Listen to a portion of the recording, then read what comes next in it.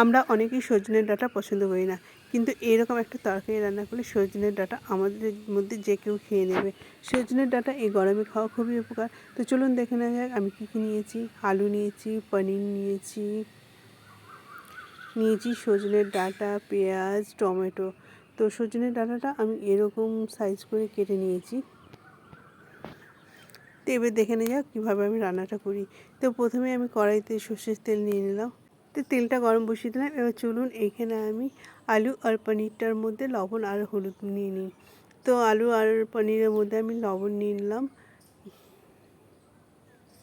এবার দিয়ে দিচ্ছি হলুদ গুঁড়ো, আর পনিরটার মধ্যে আমি দেবো একটু কাশ্মীরি লাল লঙ্কার গুঁড়ো, যেহেতু তাহলে পনিরের কালারটা সুন্দর আসবে। তো এইগুলো আমি মাখিয়ে নেব।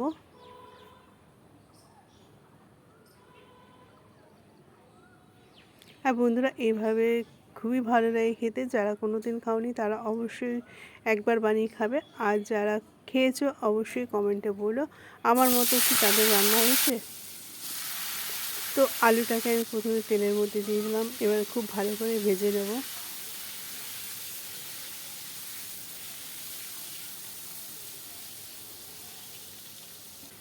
বেশ আমি একটু লালচে লালচে করেই ভেজে নেব।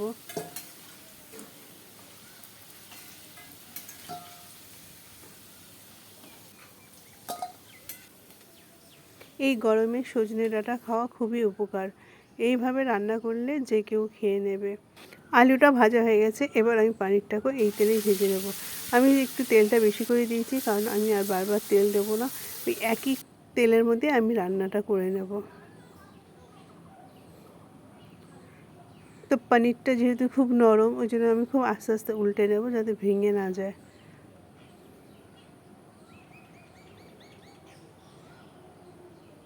তো কাশ্মীরি লাল লঙ্কা দেওয়ার ফলে কালারটা দেখতেই পাচ্ছ, পনিরের কালারটা কত সুন্দর এসছে।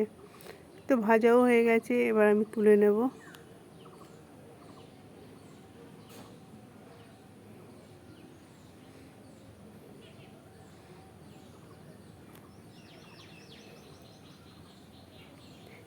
তো এবার একই তেলে আমি সজনেগুলোও ভেজে নেব। সজনের যে একটা বাজে গন্ধ থাকে, অনেকের পছন্দ হয় না, কিন্তু এইভাবে ভেজে নিলে সেই গন্ধটা আর লাগে না। তো আমি সেই তেলেই দিয়ে দিলাম পেঁয়াজ কুচি। তো এই পেঁয়াজটাকে আমি খুব ভালো করে ভেজে নেব। পেঁয়াজটা লালচে লালচে হয়ে গেছে, আমি দিয়ে দিলাম আদা রসুন আর লবণ। তো এটাও আমি খুব ভালো করে ভেজে নেব।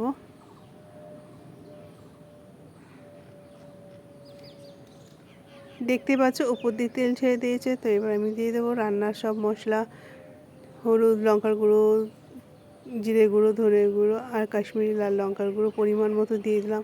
দিয়ে একটু নাড়ি চাড়িয়ে নিলাম। এবার দিয়ে দেবো প্রয়োজন মতো সামান্য জল। তো এই জলটা দিয়ে নাড়াচাড়া করে আমি আবার একটু ভালো মতো কষিয়ে নেব।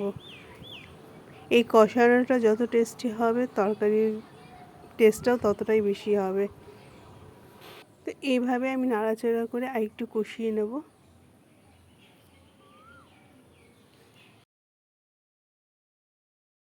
দেখতে পাচ্ছ উপর দিয়ে একটা সুন্দর তেল ছেড়ে দিয়েছে। তো এই পর্যায়ে আমি আলুগুলো দিয়ে দেবো। যদিও আমার আলুগুলো ভেজে রাখা, তবু আমি আলুটাই প্রথমে দিলাম। দিয়ে একটু ভালো করে কষিয়ে নেব।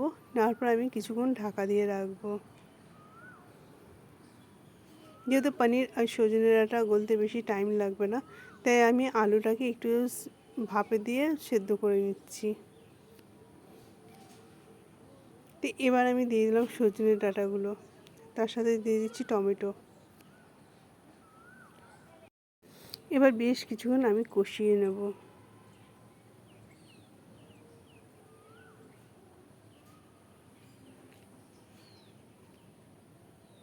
তো এইভাবে তোমরা একবার বানিয়ে খেয়ে দেখবে, নিশ্চয়ই তোমাদের ভালো লাগবে। তো এবার দিয়ে দেবো পরিমাণ মতো জল। ঝোলের জন্য জলটা আমি খুব বেশি দেবো না, যেহেতু আলুগুলো তারপরে সজনে ডাঁটাগুলো সবই ভেজে রাখা ছিল, ওই জন্য গলতে বেশিক্ষণ টাইম লাগবে না। তো এবার আমি ঢাকা দিয়ে রাখবো। তো 5 মিনিট পর দেখতে পাচ্ছ তরকারিটা পুরো ফুটে গেছে।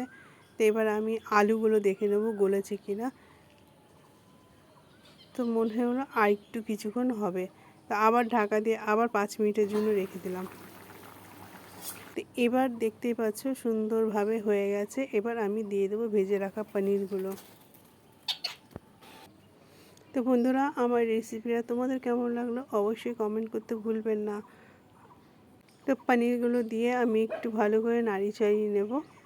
খুব আস্তে আস্তে করতে হবে যাতে পনিরগুলো ভেঙে না যায়। তো এবার আমি দিয়ে দিলাম স্বাদ মতো চিনি। পনিরের তরকারি যেহেতু তার মধ্যে একটু চিনি দিলে মিষ্টি মিষ্টি ভালো লাগে। তো এবার আমি কিছুক্ষণের জন্য ঢাকা দিয়ে রাখবো।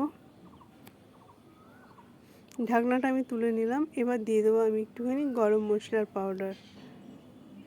তো আবার এই সামান্য কিছুক্ষণের জন্য আমি ঢাকা দিয়ে রাখবো।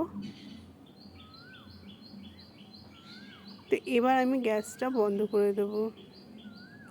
তো তৈরি হয়ে গেল আমার সজনের ডাঁটা দিয়ে পনিরের তরকারি। খেতে কিন্তু ভীষণ ভালো লাগে। আপনারা অবশ্যই এইভাবে একবার বাড়িতে বানিয়ে দেখবেন। দেখতে কত লোভনীয় লাগছে। তো ভিডিওটি যদি ভালো লাগে প্লিজ লাইক কমেন্ট শেয়ার করবেন। আর যদি ভালো লাগে এই ছোট্ট ছোট্ট ঘরোয়া রেসিপি দেখার জন্য চ্যানেলটিকে অবশ্যই সাবস্ক্রাইব করে দেবেন। তো এবার আমি একটা পাত্রে ঢেলে নিচ্ছি আর তোমাদের দেখিয়ে দিচ্ছি দেখতে কতটা লোভনীয় লাগছে। তোমরা অবশ্যই বাড়িতে একবার বানিয়ে খেয়ে দেখবে। তো বন্ধুরা, সবাই ভালো থাকবে, সুস্থ থাকবে। আবারও দেখা হবে নতুন একটা রেসিপিতে। প্রথম থেকে শেষ পর্যন্ত আমার এই রেসিপিটা যারা ধৈর্য ধরে দেখলেন তাদের অসংখ্য অসংখ্য ধন্যবাদ। আর কমেন্ট করতে ভুলবেন না আমার রেসিপিটা কেমন লাগলো।